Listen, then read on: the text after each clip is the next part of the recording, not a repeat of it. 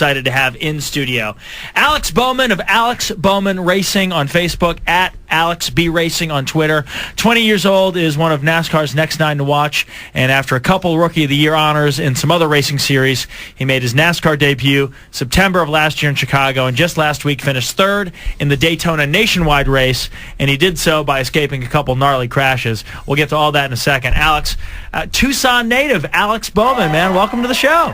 Heck yeah, thanks for having me on. I appreciate it. It is our pleasure. Out of curiosity, did you grow up listening to KFMA kind of deal? Absolutely. It was definitely my favorite radio station when I lived here. And still your kind of music? Only 20 years old. Yeah, I kind of have broadened the types of music I listen to. I listen to pretty much all music. I live in North Carolina, so I have to listen to some country. Mm-hmm. But no, I still like the same types of music, and I'm really into EDM as well now. So just kind of. When you're in the car, it's all Harlem Shake. Heck yeah. Yeah, that's all the pit crew listens to is Harlem Shake. Yeah. So you've been back in town. Grew up in Oro Valley. We actually just had your security guard on. We'll get into that in a second. But have you been getting a hero's welcome from everybody here?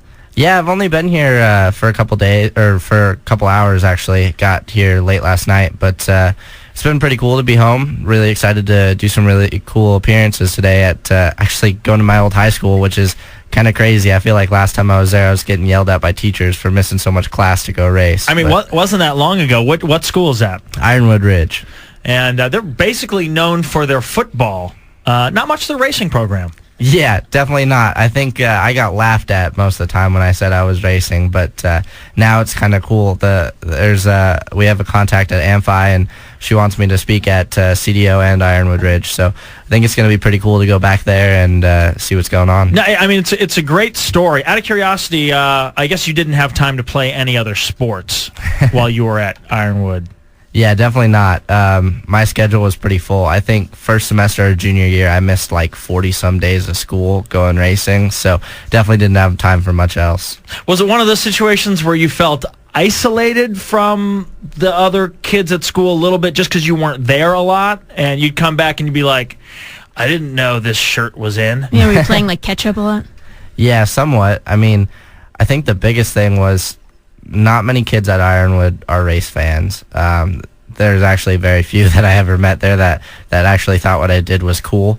So I kind of was like the kid that everybody was like, oh, this kid's going to be a NASCAR driver, like laughing about it, thinking it wasn't serious, thinking I wasn't actually going to make it. So now that I'm actually at that level, it's pretty cool to go back there. Oh, yeah. And, you know, what's great about this is and don't take this the wrong way, you look really young. I mean, you look like you could be a senior in high school.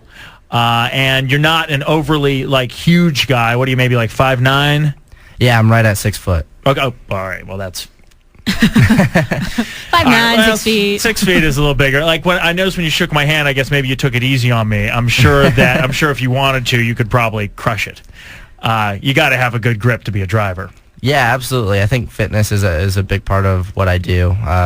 Most people don't really realize the amount of physical strength it takes, and mental strength to be in a car for 3.5 hours in a car that's 175, 180 degrees and withstand the G-forces all race long and stay sharp the entire race, because the races are won and lost in the last 10 laps, and that's the point that you're the most worn out, the most exhausted. So it's a really physical sport, and the top guys in the sport are fit enough to go run triathlons. I mean, they're the most fit athletes in the world. Like Dale Earnhardt Jr. could go run a triathlon. Well, maybe not Dale Jr., but I'm talking more like Carl Edwards, Jimmy Johnson, that type of guy. What's your exercise of choice? Do you do squats? Tighten your bum muscles? Yeah, because, I mean, you look like a skinny guy. Not that you're not in shape. I mean, you look in shape, but you don't look like... not somebody that you look at and you'd be like, man, I can't run through that guy. He's a wall. I could see like a swimmer or a sprinter. Right. You're lean. Yeah, absolutely. I mean, I'm still working on my fitness program. It definitely it needs to go up before I run the 500-mile races. But I mean, I do a total body workout just about every day. The biggest thing is really cardio, though, because your heart rate stays really high for 3.5 hours. Right. So I feel like on top of the physical thing, the biggest thing is just mentally being able to not mentally wear yourself out, because it's really easy to get stressed out and just like wear your brain out and get tired. So because it's mostly adrenaline, just the fact that you are going 130, 150 miles an hour. That I mean, your body can't turn that off. Your heart's going to go no matter what. Yeah, absolutely. I mean, you look to last week's race at Daytona, and you're doing 190 miles an hour the entire way around the racetrack, and we were 3 wide the entire race just about with the way the drafting is. The 2-car tandem where another car hooks up to your rear bumper and pushes you. I mean, you got to deal with that. You got to deal with being 3 wide. You got to be in the middle of 2 cars at some points, and it's that race is probably the most mentally stressful for a driver. And it's one of the longest races of the year, so it's tough. I want to go back to that race, and I want to talk about it for a while. But still, I got a few more things about how you got into racing, and it always seems we were talking to Alexis Diorio, Alexis Diorio, who is a funny car racer, and she's also the heir to the Patron and Paul Mitchell hair care fortune. And the other week, and we were like, well, it seems like anybody who gets into racing, they've either got a family connection or they've got kind of sort of the money enough to where they can go pursue it themselves. Like there's nobody that comes from the streets. You very rare hear the lepers from Bengali ever getting into a high level of racing. And it sounds like for you, it was a little bit of both. I mean, like your dad was way into it. Yeah, he was a big race fan, but he never drove anything himself, and I definitely don't have the money to go out and pursue it myself. Okay. So I feel like I've done it a different way than most drivers have done. I've kind of just gotten lucky and got the right brakes and impressed the right people to be able to get in the right cars and go out and win races and show that I can do that. So now, and your dad was very supportive. Was your mom the same way? My dad was extremely supportive, and he still is. My stepmom's always been pretty supportive of it, and my mom was a little shaky of it at first, but she's really supportive of it now that I'm driving safer race cars than I did in the past. Okay. Are you surprised, Mishell, about how young not only he is, but actually looks? He's got one of those baby faces. It's a good thing. Do you ever if you ever forget your lamination when you're back deep in like the bowels of some like high level NASCAR stuff? Is somebody like, hey, who's this kid with? Yeah, absolutely. I mean, most of the drivers don't have to have any credentials or any passes or anything to get into the garage. They don't have to show it at least.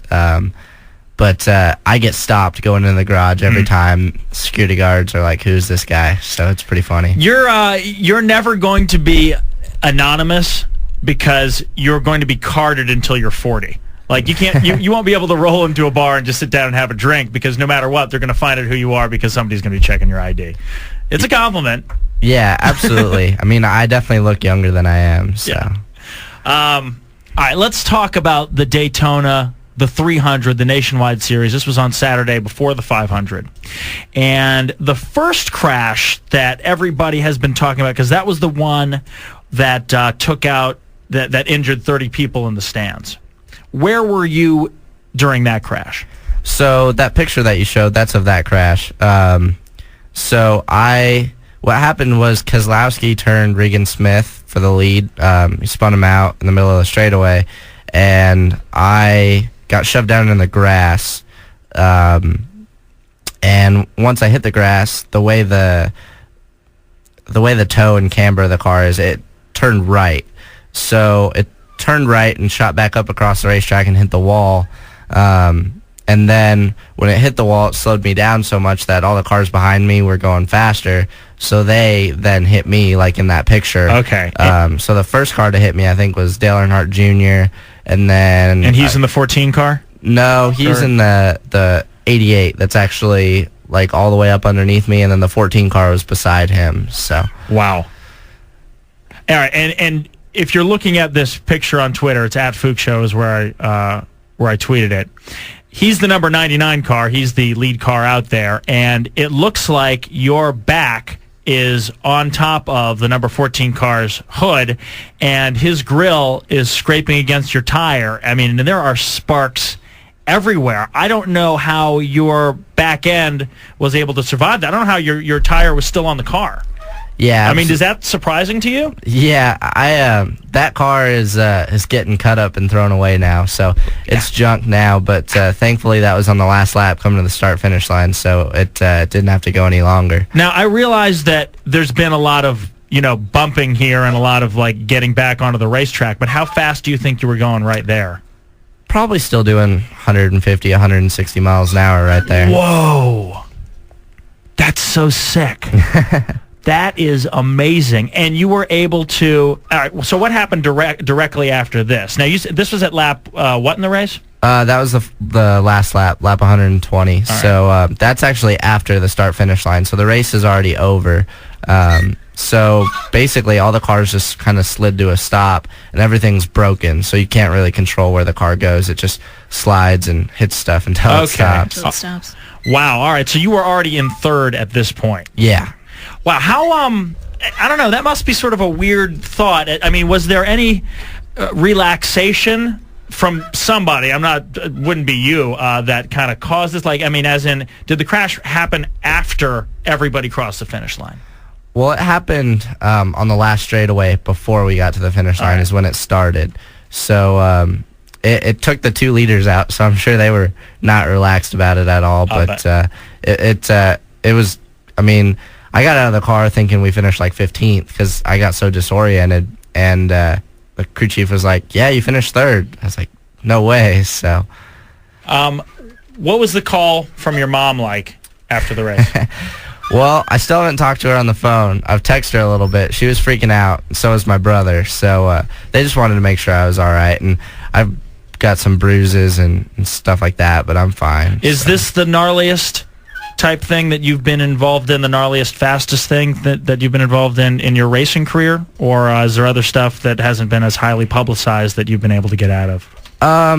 I think the worst wreck that I had was in February 2010, racing a USAC midget at Las Vegas Motor Speedway, and broke a right front shock, flipped really hard.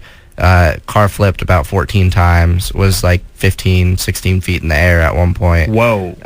So I spent 7 days in ICU for that. I broke all my ribs on the right side, both my collarbones, broke some bones in my hands, broke all blood vessels in my eyes. So it was a bad deal. That's scary. That look in the mirror after something like that. I've had one of those where I've had a few blood vessels broken in the eye, and you look kind of like a zombie after Absolutely. that. So it took you a long time to text your mom after that one, right? Yeah, she wasn't too excited about that one. The best part was I got out of ICU, and the whites of my eyes are, for all the people out there that don't know what happens, the whites of my eyes were filled up with blood. Mm-hmm. So my eyes were blood red. So I got out of the hospital like late at night, and I was still in the hospital in Las Vegas. So I was driving back. Me and my dad were driving back here. Pulled into a Subway, and I had sunglasses on because I didn't want to freak people out. So it felt kind of awkward. So I just took the sunglasses off, and the lady looked at me really funny, and I wanted to get my dad back for something. So I was like, "Dad, please don't ever hit me again." Oh, Everybody in Subway freaked out. So it was pretty funny. I love it. I love it. Now, who are you sponsored by here in the right now? I mean, I know it's RAB Racing, and what does that stand for? I'm not. So it's the team owner, Robbie Benton's initials. Okay. So I drive for a team called RAB Racing with Brack Maggard.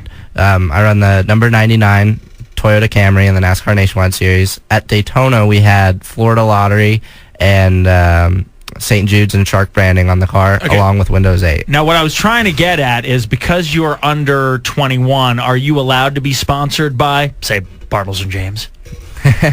No, I'm Ford not. Loco? No, I actually, Coors sponsors. I think you have to be like 25, right?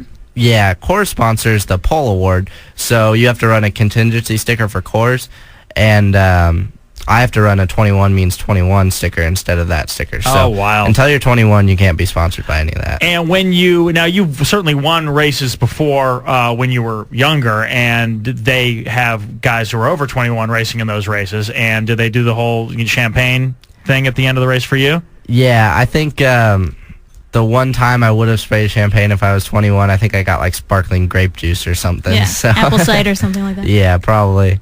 You're looking forward to, how long is it before you turn 21? So I'm 19 now. Oh, you're still 19? I yeah. thought you were 20. Nope, still Dude. 19. So I turned 20 April 25th, so another year and a month. Wow. Yep, I'm pretty excited, though. I think we're going to throw a big party in Vegas. It should be pretty cool, but... Well, yeah. I mean, long time coming. I mean, what they say about the military, they do more before 6 o'clock than most people do in a day. Alex has certainly put a lot more miles in than most people have before they turn 21. So, enjoy that beer in a year plus. But, dude, it was fantastic to meet you. And, just that you're one of NASCAR's 9 to watch and you're from here. I mean, you could have been a total dick when you rolled in here and we still would have thought you were cool. But you're an awesome guy. So, I mean, we're really, really excited for your success and more to come. So thanks a lot for coming in, bro.